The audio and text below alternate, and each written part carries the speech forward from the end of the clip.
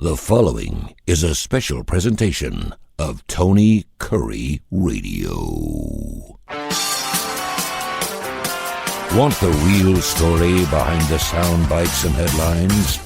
Let's find the facts. Remember, it's not a conspiracy theory if it's the truth. You are not paranoid or confused. You just need to know. Welcome in, everyone. It is time for Need to Know, and Keefer is here as per usual. We record this program on TKR Monday mornings, and it just so happens to be Monday morning. Hope you had a great weekend. Lots of things going on, of course, immersed in the college football season myself now. Lots of storylines developing here locally when you got the Alabama Crimson Tide now seemingly back on track with 2 wins. But before everybody gets excited, starts talking about national champions, consider my mantra so far this season has been, it's not how you play, it's who you play. They beat Louisiana Monroe. Okay, that was a complete joke. And they won Saturday against Wisconsin, who's a big name opponent from a big name conference, but not a very good team, particularly offensively, just downright feeble. So Alabama now has a week off, and in 2 weeks, they go to Athens, Georgia, and play Georgia. It's going to be very interesting to see in that extreme arena where Georgia has not lost now in, I don't know what the streak's up to, 33, 34 games in a row, have not lost at home since 2018. A big challenge for the Alabama Crimson Tide. But you got to give Tide Nation credit. They are supremely confident always that the Crimson and White will prevail. Down on the Plains, Auburn kept their winning ways going. They've gone to 3-0 now, but just like looking at opponents there, Auburn has beaten in the last 2 weeks after a good road win at Baylor. They come home and play a couple of, well, let's just call them less than prime time opponents. Now they go on the road. And one of the best stories of the week is this coming Saturday, because the Auburn Tigers, led by the quarterback, Jackson Arnold, will be going to Norman, Oklahoma, where Arnold just left. He was the quarterback, much ballyhooed, celebrated 5-star quarterback at Oklahoma last season, and it did not go well. So Arnold coming back to Oklahoma to take on the Sooners, who are off to a great start, is going to be a very interesting game indeed. So that's a little bit of a football appetizer. We had terrible events in this country a week ago, and I am absolutely compelled to talk to you about it. Again, on this show, if you're a longtime listener, I don't come on here and try to tell you what to think or how to think. I ask you to think for yourself, and that's going to be a big theme of what we're going to talk about over the next 20 or 25 minutes here. Because what's taken place in Utah last Wednesday with the murder of Charlie Kirk, who I'm sure most folks are familiar with the name. Charlie Kirk was a 31-year-old man, awfully young in life, had recently married in just the last 4 or 5 years, had 2 tiny children, 3 and 1. His lovely wife, he leaves behind as well, but he also leaves behind millions of young people that he has directly influenced. And let's just talk a little bit about the implications of that and where we are as a country when one of the most promising voices of a generation that has just energized and made this conservative movement of young people kind of blow up. Let me give you some of the facts on this so you can form your thoughts and reach your own conclusions. This young man grew up in suburban Chicago. He was the son of conservative parents.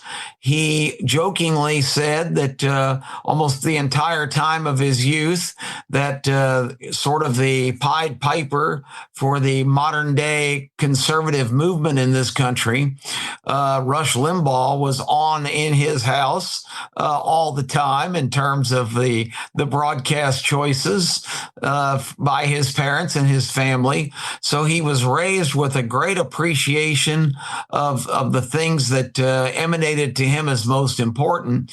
And coming out of high school as an honor student, Charlie Kirk had a decision to make on which college to attend, until he just had an epiphany at 18 years old. And not too many people do that. At 18, Charlie Kirk kind of saw clear what he felt like his mission was. And he saw a landscape of people in his age group, young adults getting ready to go into college or start their lives and, think about starting families and establishing households and charting their course into adulthood, which is, I think, everybody listening. Of course, it all depends on your age, but pretty daunting time in your life where you've got major decisions and you set courses just like a journey of any other kind. And of course, those courses get altered as the journey continues, but it's really a critical time. And you have to keep in mind, in Charlie Kirk's generation, born in 1993, we started to have, that was coming out of the Reagan years, the George W. Bush presidency, 9/11 happened, of course, when Charlie Kirk was a very small child. Well, not small. He was already up to about 93 to 2001, 8 years old when that took place. But that was quite an event. And there's been a little bit after 9/11 and the dastardly attacks that took place on the World Trade Center, the Pentagon, and of course the Americans trying to take back the plane that crashed in Shanksville, Pennsylvania. We just saw the commemoration last week of the 24th anniversary of 9/11, and it's kind of symmetrical that Charlie Kirk's assassination, while doing what he has done thousands of times, appearing on a college campus and having a frank discussion with young people of college age and talking to them about the things that are important to him, his values, his opinions, and his analysis from a historical standpoint of everything going on in this world. And that might not sound unique to many of you, but to backtrack to Charlie Kirk's decision at 18 years old, this is what he saw as his mission. He saw his peers, people of his age, being completely influenced because they were basically wandering aimlessly in this forest of misinformation and lies, and more importantly, indoctrination. This generation of Americans, starting about the time that he was born, maybe a little bit earlier than that, basically entered into a time where education was no longer offered in their younger years. The whole profession overall, if you look at the unions that represent teachers, their objective now, sadly, tragically, and potentially absolutely lethally, is to espouse political views and form opinions on social issues. And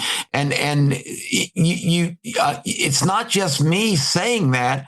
If you look at test scores for 12-year-old students ready to start their high school careers, basically getting into the adolescent period, teenage years, the scores of those children since the 1980s are a third of what they used to be. Math, science, reading, the basics that used to rank the average student in the 70 to 80 percentile as far as proficiency, to be able to read, to be able to speak legibly, to be able to do basic math, understand basic principles of science biology, including how the human body works. I mean, all of these things that used to be the vast, large percentile of young people were ready to move on to the next level of their education, but that has been de-emphasized because the American education system has become a career of indoctrination, not education. And it all started in 1978 during the Jimmy Carter administration, where Carter and his administration formed a federal Department of Education. Now, education has always been, in the 200 prior years in this country, basically the responsibility of state and local jurisdictions. The federal government really had no role whatsoever, none, in forming a federal agency that would oversee education and be largely in charge of a lot of the funding, a lot of the certifications, a lot of the standards. And as we have seen, this kind of leftist movement in this country, which has crept into so many areas of government, definitely infected the Department of Indoctrination, because that department was formed to do that very thing, was to reprogram America's youth into the message that America was not the greatest country on earth, as I was taught and I was reinforced with, talking about all the miraculous things this country's accomplished prior to my lifetime.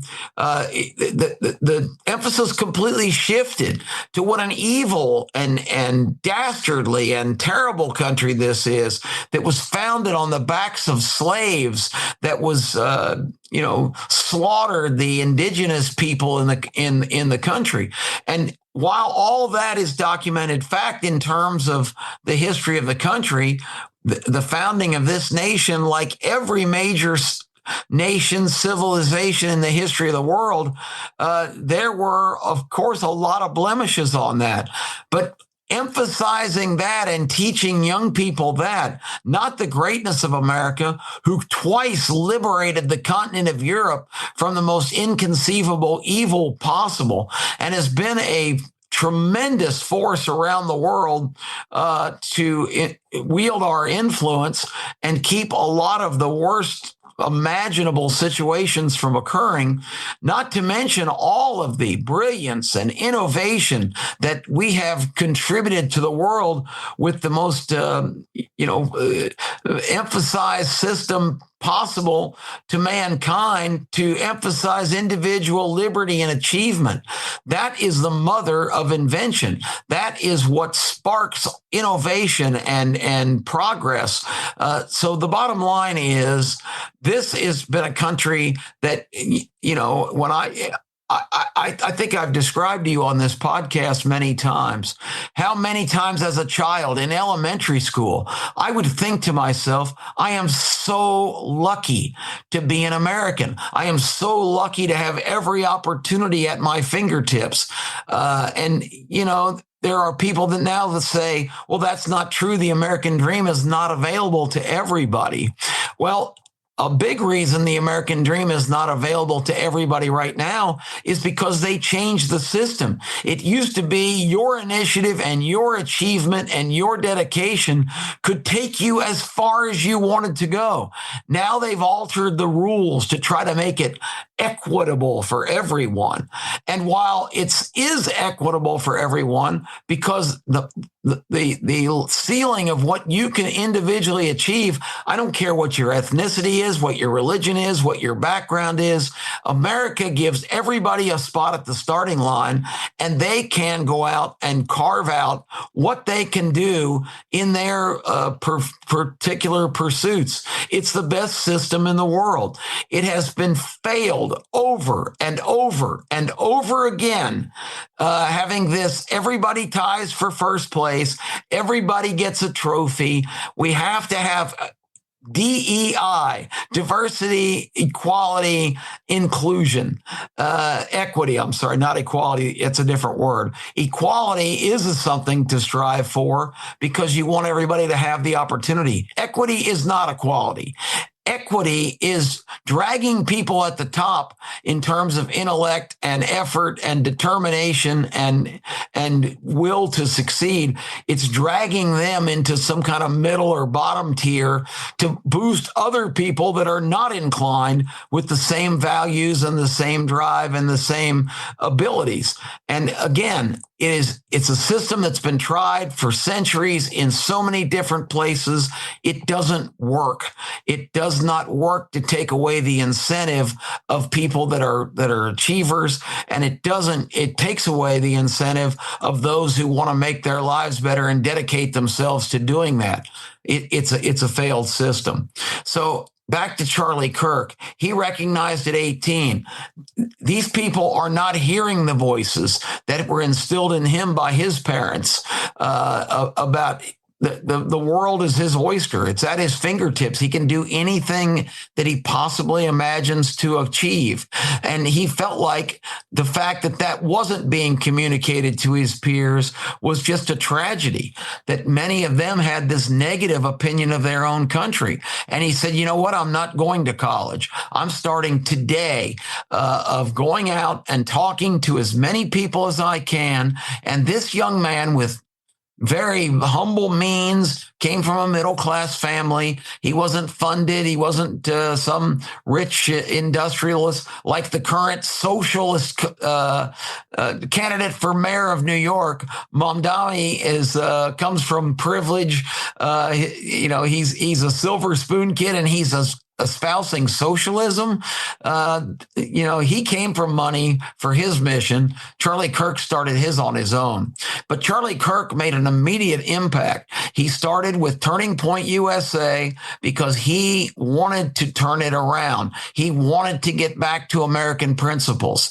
And as his assassination takes place last Wednesday, as I mentioned, doing what he's done for the last 13 years, building an organization that now has 3,200 chapters at American universities and high schools.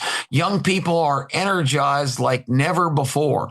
The 2024 election, I don't know who our president would be right now without Charlie Kirk, because Charlie Kirk went out and sold the agenda, sold the proper agenda that America's the greatest country on earth, and you've got every opportunity to be a part of it.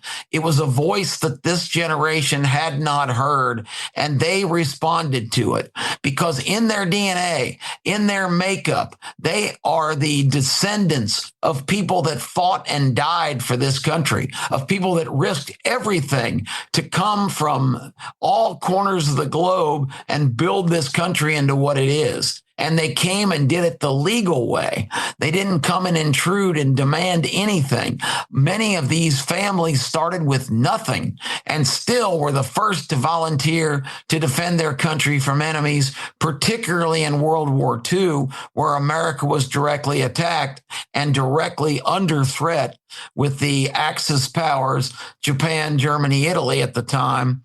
Bottom line is they come from the greatest generations, but they weren't hearing those stories anymore. They were being coerced into believing that they had no chance to make a difference, that their voice didn't matter, that their heritage was something to be ashamed of, not to be celebrated.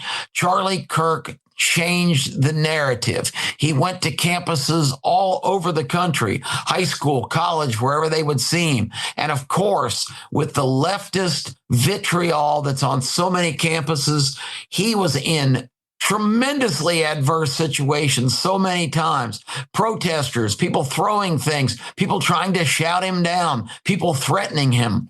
And Charlie Kirk stood above it. He always talked about embracing the most important right we have, our First Amendment right of free speech.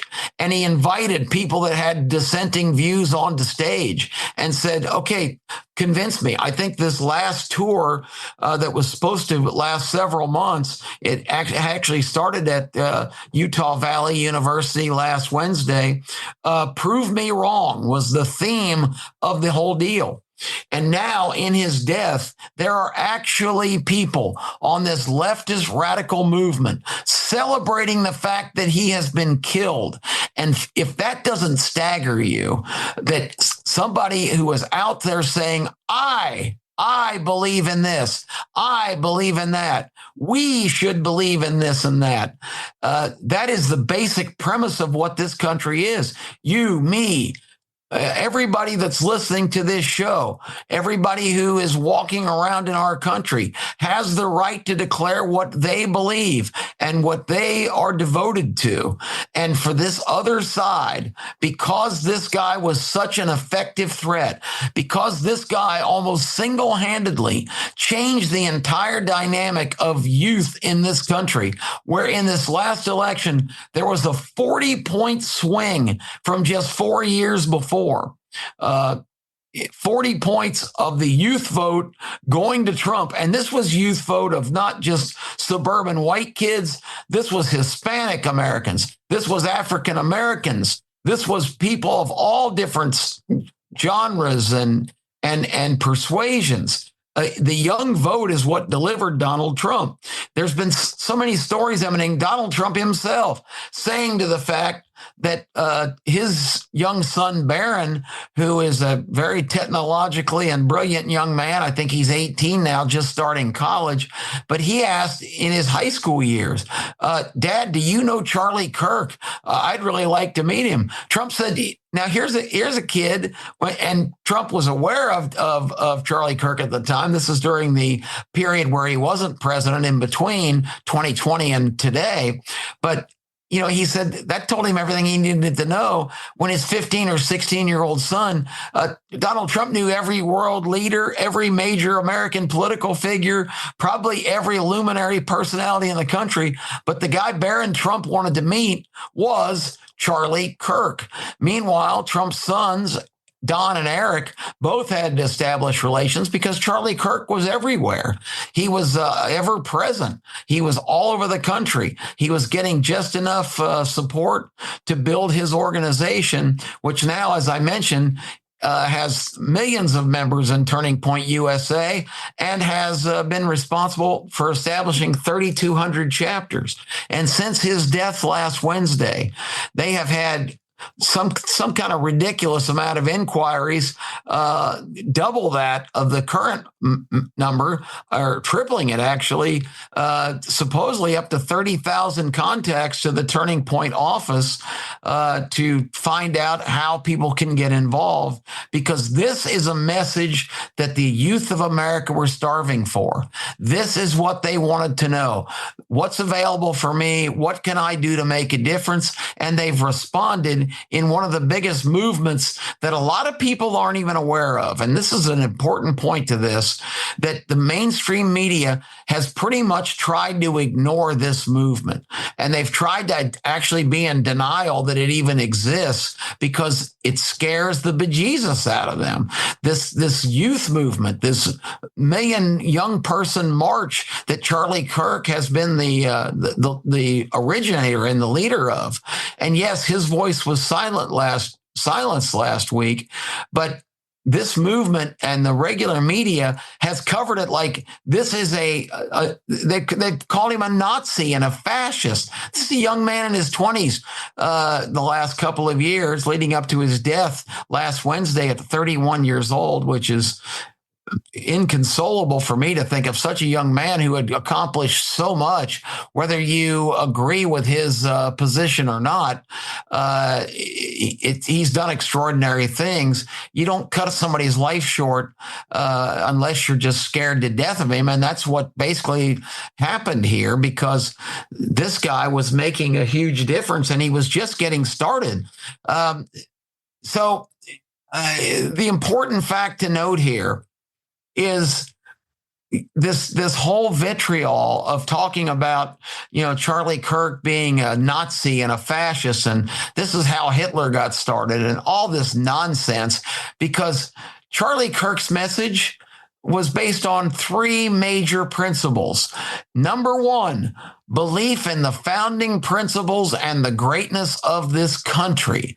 Number two, the fact that God above, Jesus Christ, the Bible, the teachings of religious providence and the lessons of a solid religious foundation is the basis for everything available to Americans, and it is the founding principle that's really dominant in the founding of this country. This country was founded on the basis of religious freedom. That's why people left Europe. You had these monarchies that were just had a grip on everything and dictated policy, where you can live, what you could do, what you could aspire to be, and what religion to practice. People said enough of that. They came to America to establish liberty, freedom, individual rights, and the biggest rights were free speech and religion. Charlie Kirk always hit on those themes of the Judeo-Christian principles and biblical province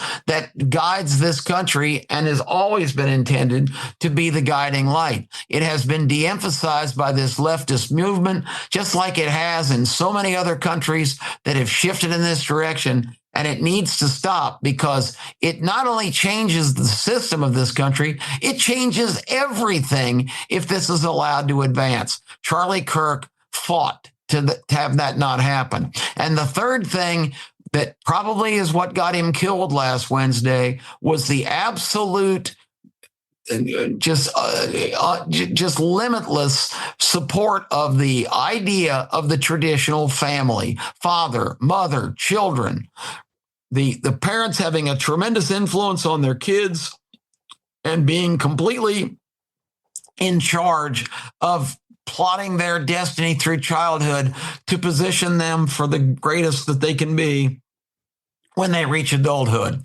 And with all that said, what we wound up with was a situation where this underground kind of, I guess the best way to say vacuum, that so many of these people that have perverse ideas about this country and what is it should be, which is completely departing from religion and family and belief in the principles that this country was founded on.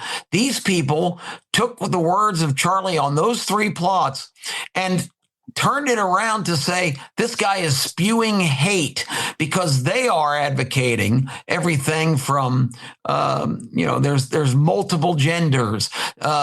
Children should be mutilated and allowed to transition to the opposite sex if that's what they desire.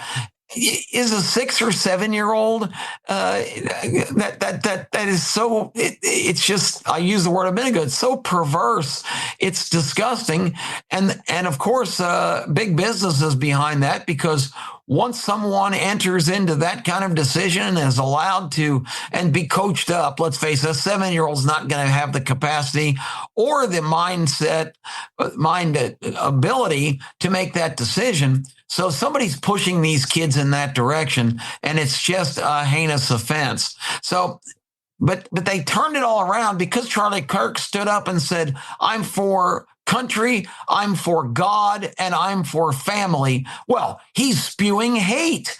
That became kind of the underground thing. He didn't get up and attack people. He didn't say you're wrong, you don't deserve to live. You don't deserve to have the same freedoms.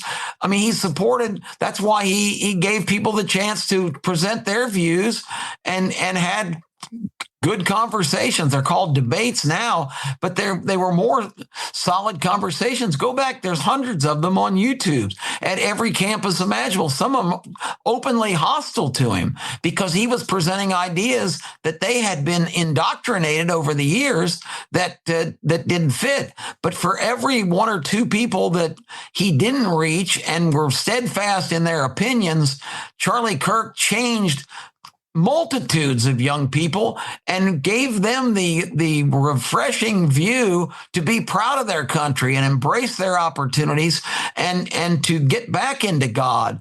This weekend, for the first time, churches around the country reported massive attendance increases. The Charlie Kirk message is resonating. There's one person in a generation, a lot of times, maybe in 100 years, other times, that comes along and energizes an entire group and changes the world. That's what Charlie Kirk was doing, and that's what Charlie Kirk was likely to do had he been allowed to continue to live. This is a guy that probably in the next decade would have been a serious candidate to become the leader of this country because he is selling the right message. This is a great country. Has it made mistakes? Has it had stumbles? Absolutely. But now it's such a fantastic time in history that we can go ahead and make America everything that it was intended to stand for by the brilliant founders of this country 250 years ago. But his voice was cut short. I hope everybody got a chance to see it. And if you didn't, go to YouTube.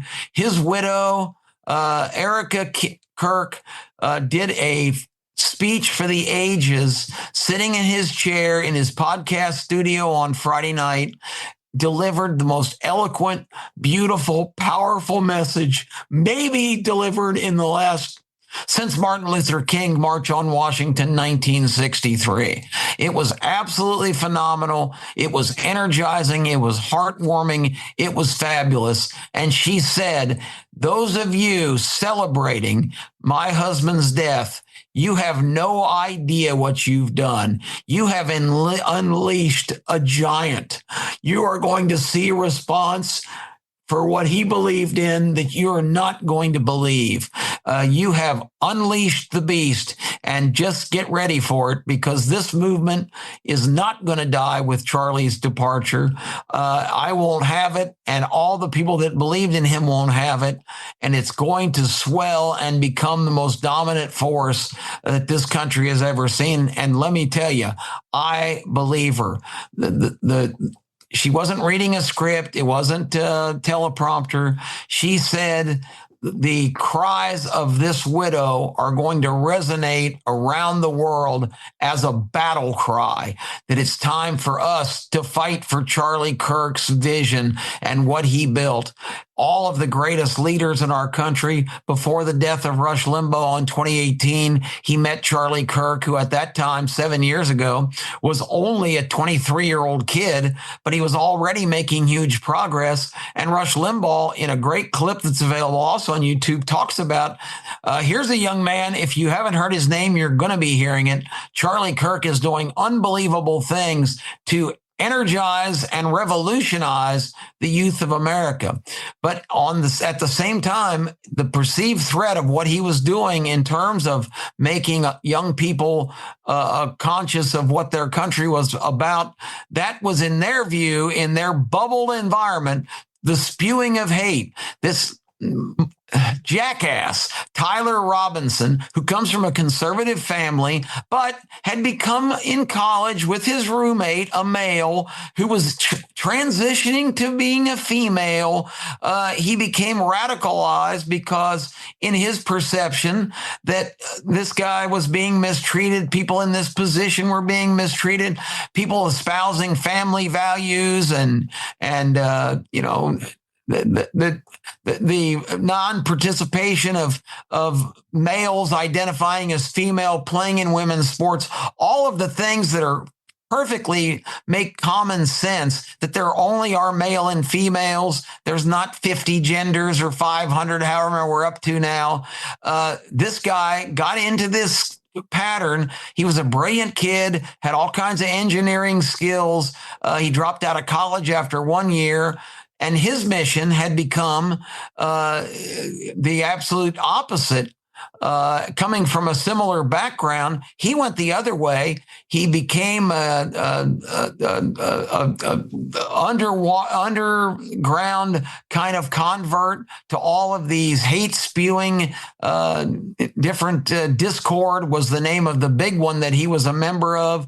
There's all kinds of writings that the government now possesses of him espousing all of these beliefs and always saying that Charlie Kirk was spewing hate and was, brainwashing people in his generation. And he decided in his community of people that were urging him on, basically, he decided he was going to do something about it last Wednesday. He was a hunter. He'd grown up around guns with his father and his family living in St. George's, Utah. He drove the 4 or 5 hours to the campus last week of Utah Valley University, and from 200 yards away, fired a shot that struck Charlie Kirk in the neck and pretty much killed him instantly. And it did not end the movement. It is just going to energize and increase that movement. And the thing is, and this goes back, we always think we live in such unique times. When John Wilkes Booth assassinated Abraham Lincoln in Ford's Theater in 1865, just 5 days after Appomattox, where General Lee surrendered to General Grant, Booth thought he was striking a blow for everyone. He lived in this circle of people that only believed and talked about what they wanted to see. And it's the same thing now. It's history repeating itself, and it always does. That's why history is so critical. Many, many major political assassinations have come under the same circumstances, that the gunman thinks they're doing something that is going to be celebrated, and it turns out it's dastardly. I've used that word too many times today. It's not usually in my vernacular. But the bottom line is it backfires because people are just completely negatively astonished by the cowardly act of killing someone for their views. And that's what happens here. He thought he was going to be celebrated by this community that he covets so much. Now he is being completely cast as what he is, just a gutless, misguided, mentally ill guy that probably is going to get the death penalty. So I hope it was worth it, because he's energized a movement and probably ended his life, which started off with great promise, with a great background and in the American story. So that's what you needed to know. Charlie Kirk, one of the great voices of the current younger generation. And so far, the response, his funeral, his memorial service will be next Sunday. It will be held at the State Farm Stadium. I was in the stadium 2 years ago for the Final Four. It seats almost 70,000 people, and they have reported that they are going to need every single seat. When's the last time you remember somebody's passing getting that kind of attention? This was a 31-year-old guy that people had heard his name, but a lot of people probably didn't know exactly what Charlie Kirk was doing. What he was doing was changing America by once again emphasizing country, God, family, and that he was killed because he was a spewer of hate. He was standing up for the greatest right you and I have, the right of the First Amendment to express our views freely and without fear of repercussion, and he died for it. He died for his country. He died for his generation, and everybody needs to rally to the cause to make America great. I don't use the again because, yes, we've been great many times temporarily, but there are things that we could do to make America great as it can be for the first time. And that is to give everybody a chance to access the American dream and to take that dream as far as they can possibly take it. It's the best system in the world. God bless America, the founders, the people that put their lives on the line to come to this country. We have a birth of freedom here. Like Abraham Lincoln said, a new birth of freedom in the Gettysburg Address. He also died for his country at the hands of somebody who thought he was an evil tyrant.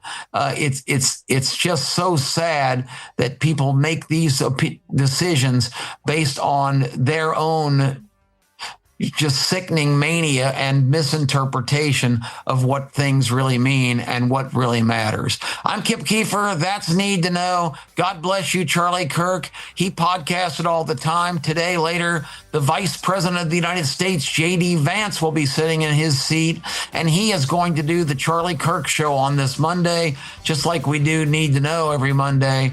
And I'm looking forward to seeing what the Vice President, another young, inspiring leader, is going to have to say. God bless you all. God bless the United States of America. This is Kip Keefer. Have a fantastic and blessed week, everybody, and rest in peace, the great Charlie Kirk. This has been a special presentation of Tony Curry Radio.